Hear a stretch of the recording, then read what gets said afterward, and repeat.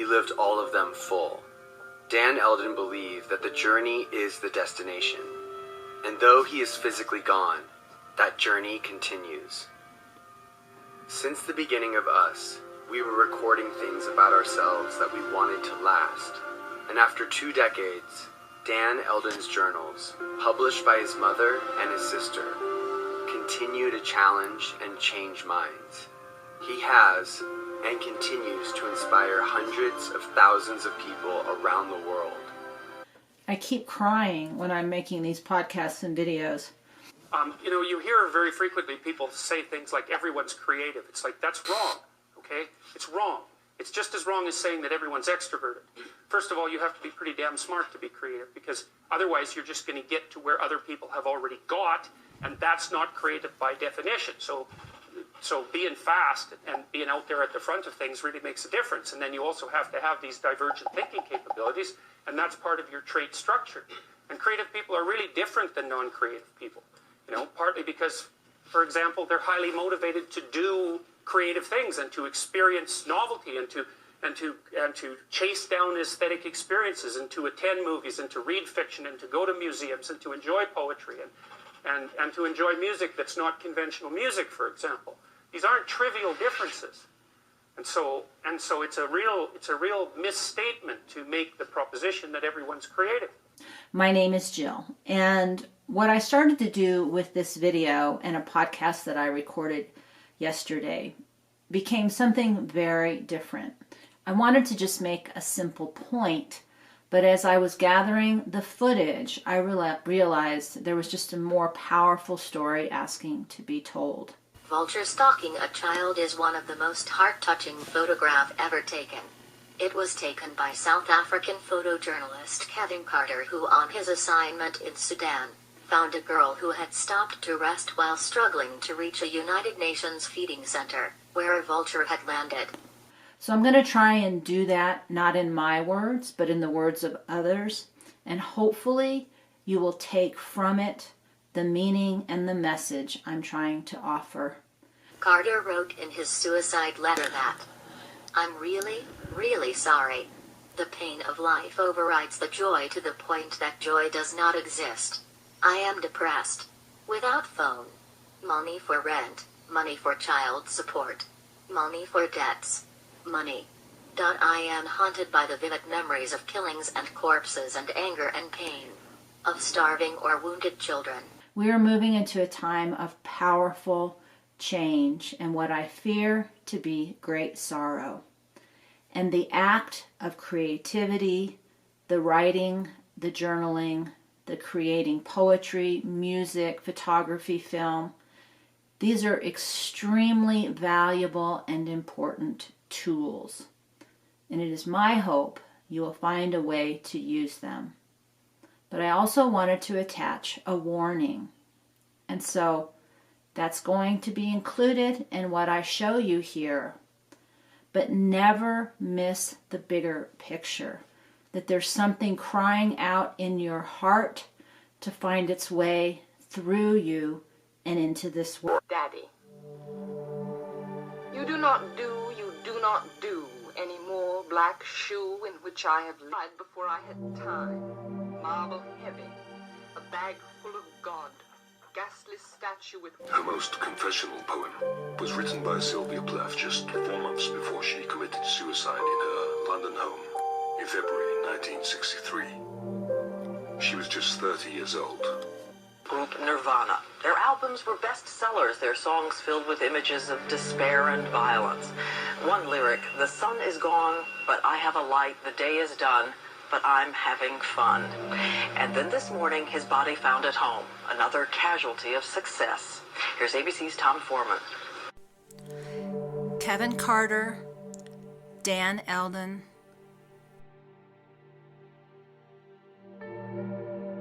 Kurt Cobain,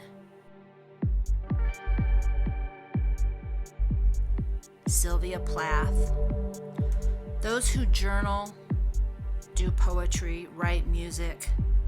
In all its forms, creativity thrives on the energy of sorrow and suffering.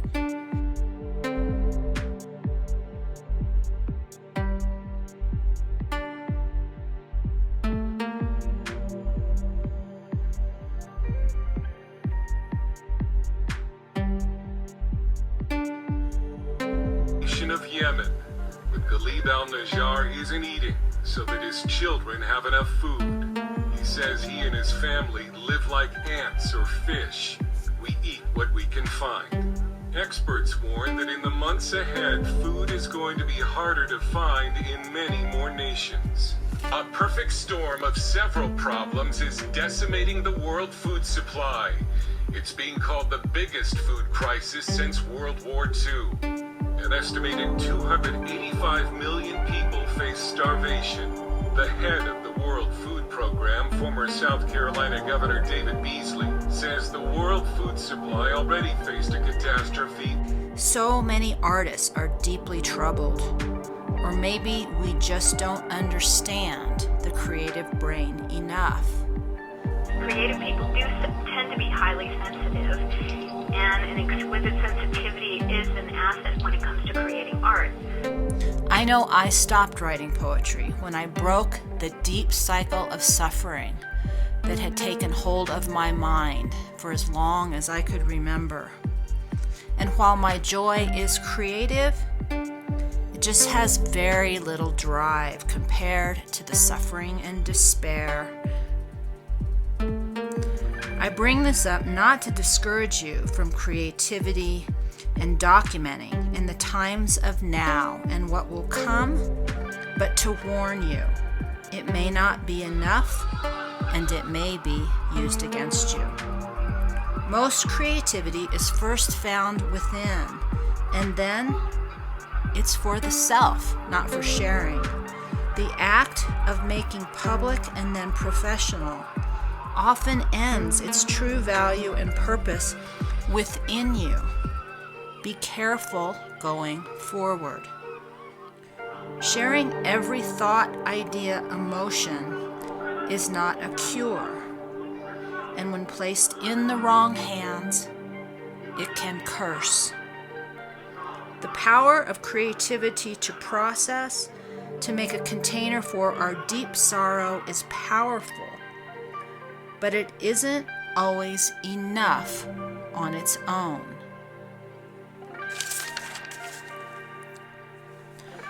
What is enough or success or ready to be public?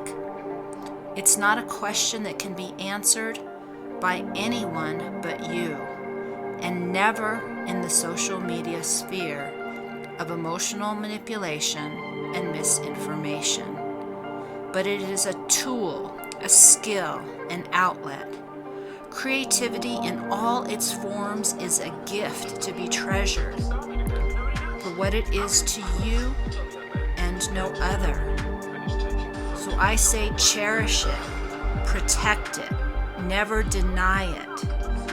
And as the time of sorrow is growing, let it find you and guide you on your way out.